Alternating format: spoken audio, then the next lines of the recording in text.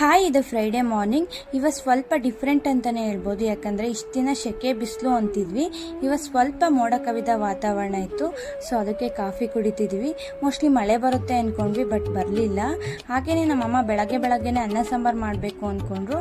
But ನನ್ನ ತಂಗಿ ಕೆಲಸಕ್ಕೆ ಲೇಟ್ ಆಗಿರೋದ್ರಿಂದ ಅನ್ನ ಸಾಂಬಾರು ಮಾಡ್ಕೊಂಡು ಕುತ್ಕೊಂಡ್ರೆ ಲೇಟ್ ಆಗುತ್ತೆ ಅಂತ ಹೇಳಿ ಇವತ್ತು ಬೆಳಗಿನ ತಿಂಡಿಗೆ ಉಪ್ಪಿಟ್ಟು ಮಾಡಿದ್ರು. ಹಾಗೆಯೇ ನಮ್ಮ ಮನೆ ಹತ್ರನೇ ಬಿಟ್ಟಿರೋ ಹಿತ್ತಲವರೆಕಾಯಿ ಕುಯ್ಕೊಂಡ್ಬಂದು ಬಸ್ಸಾರು ಮಾಡಿದ್ರು. ತುಂಬ ಚೆನ್ನಾಗಿತ್ತು. ಹಾಗೆ ಇವತ್ತು ಶುಕ್ರವಾರ ಆಗಿರೋದ್ರಿಂದ ನಮ್ಮೂರಲ್ಲಿ ಪ್ರತಿ ಶುಕ್ರವಾರ ಸಂತೆ ನಡೆಯುತ್ತೆ. ನಾವು ಅವಾಗ ತರಕಾರಿ ಮತ್ತು ಗ್ರಾಸರೀಸ್ ಎಲ್ಲ ತರ್ತೀವಿ. ಇವತ್ತು ಕೂಡ ಎಲ್ಲ ತಂದಿದ್ರು. ತರಕಾರಿನೆಲ್ಲ ಫಿಲ್ ಮಾಡಿ ಫ್ರಿಡ್ಜಲ್ಲಿ ಇಟ್ಟಿದ್ರು. ಹಾಗೆಯೇ ಎಣ್ಣೆ ಎಲ್ಲ ಖಾಲಿ ಆಗಿತ್ತಲ್ಲ, ಅದನ್ನು ಕೂಡ ಒರೆಸ್ಕೊಂಡು ಫಿಲ್ ಮಾಡ್ಕೊಂಡು ಇಟ್ಕೊತಿದ್ದಾರೆ. ಎಲ್ಲ ಗ್ರಾಸರೀಸ್ ಕೂಡ ಅದ ಜಾಗಕ್ಕೆ ಹಾಕಿ ಇಟ್ಟರು.